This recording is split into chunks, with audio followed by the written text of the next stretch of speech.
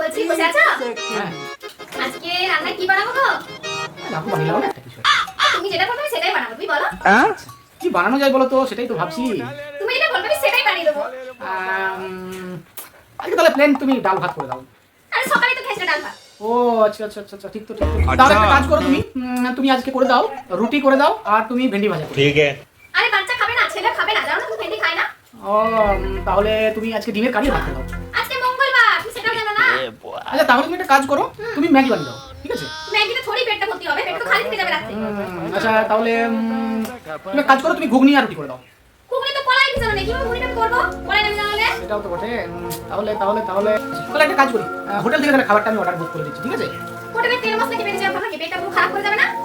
হ্যাঁ ঠিক ঠিক ঠিক ঠিক ঠিক। তাহলে তুমি একটা কাজ করো, আমি একটু তাহলে সামনের দোকান আছে, দোকান থেকে গিয়ে একটু হালকা চিকেন, অল্প চিকেন নিয়ে চলো, চিকেন ঝোল ভাত করে দাও।